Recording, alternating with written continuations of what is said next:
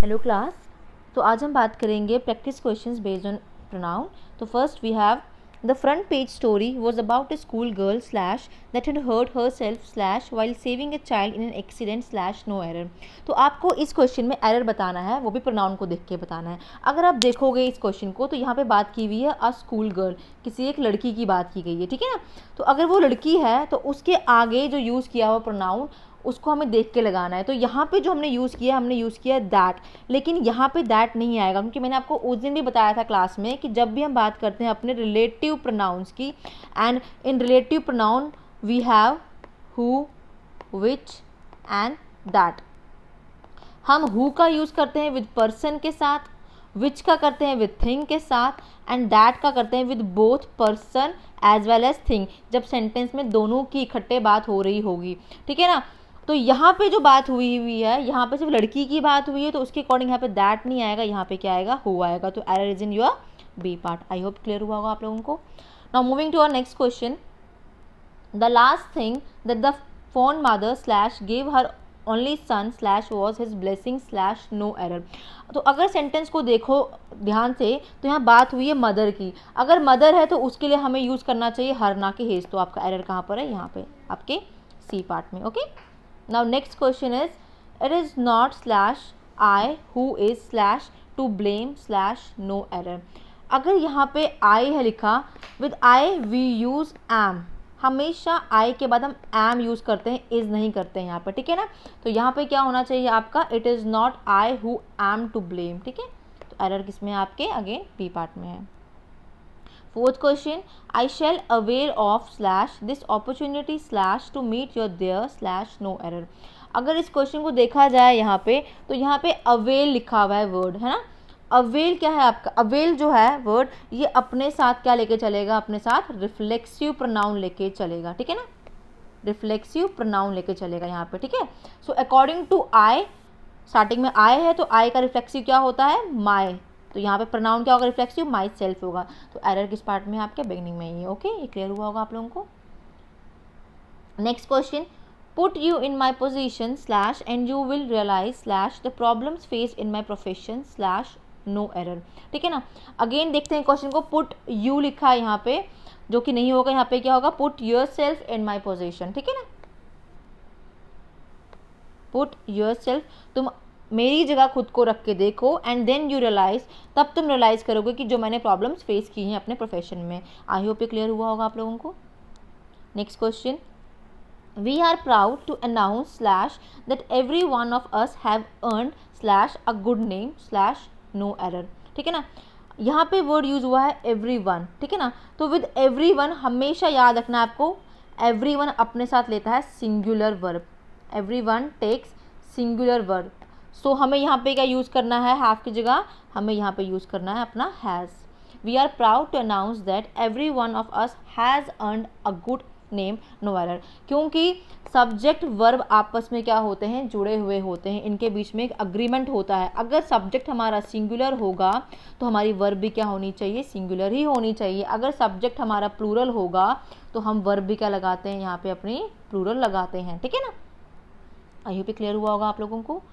Now seventh question, here is slash the man slash, here is slash the man whom I think slash committed the crime slash no error। अब यहाँ लिखा हुआ है the man, the man यहाँ पर क्या है, subject है, सो यूज हु, ठीक है, सो यूज हु। तो यहाँ पे क्या आएगा आपका, the man who I think, ना कि whom आएगा। ओके, तो आपका एरर किस पार्ट में है, बी पार्ट में है। नेक्स्ट क्वेश्चन है आपका, each of them slash has to understand slash their responsibility slash no error, ठीक है ना। अगेन यहाँ वर्ड यूज हुआ है आपका ईच। तो ईच का मतलब क्या होता है, लगता है कि हमें ईच एक से ज़्यादा के लिए यूज हुआ है। ऑब्वियसली ईच हिंदी में प्रत्येक ही होता है, एक से ज़्यादा ही होता है, लेकिन जो वर्ड ईच है ये अपने साथ हमेशा सिंगुलर थिंग लेता है, ठीक है ना। So here you should remove their को, आपको क्या करना है यहाँ पे, here remove their and use this, ठीक है। तो यहाँ पर क्या आएगा आपका, use his. Each of them has to understand, their की जगह क्या आएगा आपका, यहाँ पे हिज आएगा। Each of them has to understand his responsibilities slash no error. Next question है आपका, you can not change people slash but you can definitely slash change own. I think sentence यही लिखा है आपका, है ना। तो यहाँ पे लिखा हुआ है own must be replaced by your self. यहाँ पे क्या आएगा आपका, योर सेल्फ आएगा। देखते हैं सेंटेंस को फिर से हम लोग। You can not change people but you can definitely change your self. आप यहाँ पे वर्ड ओन नहीं कर सकते हो यूज, देखो ना स्टार्टिंग किससे हुई, यू से हुई है, तो आपको उसके अकॉर्डिंग लगाना, तो यहाँ पे क्या आएगा, योर सेल्फ आएगा। आई होप ये क्लियर हुआ होगा आप लोगों को। 10th क्वेश्चन है आपका, the company has appointed slash consultants to help them slash increase its revenue slash improve its financial position slash no error. ठीक है, तो अगर देखा जाए यहाँ पे वर्ड यूज हुआ है कंपनी, है ना। तो कंपनी जो है खुद में क्या है, कंपनी खुद में हमारा सिंगुलर नाउन है। अगर कंपनी हमारा सिंगुलर नाउन है तो हमें क्या यूज़ करना चाहिए, इसका इट यूज़ करना चाहिए, ना कि देम यूज़ करना चाहिए। तो यहाँ पे क्या आएगा, इट आएगा, देम नहीं आएगा। तो एरर किस पार्ट में आपके बी।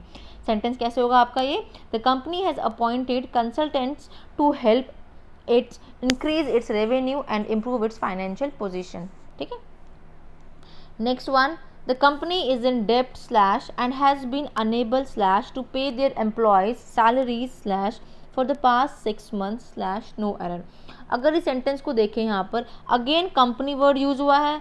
अगेन कंपनी अगर बोला जाए तो सिंगुलर नाउन है। सो यहाँ पर क्या आएगा, देयर्स की जगह आपका इट्स आ जाएगा। आई थिंक यही होगा, द कंपनी इज इन डेब्ट। हाँ, कंपनी क्या आपका सिंगुलर नाउन है, सिंगुलर नाउन। सो यूज़ क्या करेंगे हम, इट्स को यूज़ करेंगे इंस्टेड ऑफ देयर। ठीक है ना। तो आपका एरर किस पार्ट में है, अगेन सी पार्ट में है। Now next question, he took slash his younger sister slash with himself slash no error। आपको यहाँ पे सिर्फ रिमूव क्या करना है, himself। यहाँ पर रिफ्लेक्सिव नहीं आएगा क्योंकि ऑलरेडी ही लग गया हुआ है। तो he took his younger sister with himself नहीं आएगा, with him आएगा। ओके, रिफ्लेक्सिव नहीं आएगा, with him आएगा। तो एरर किस पार्ट में, आपके सी पार्ट में है। 13th question, he talked on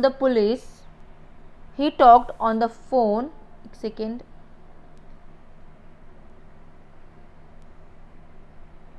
एक सेकेंड,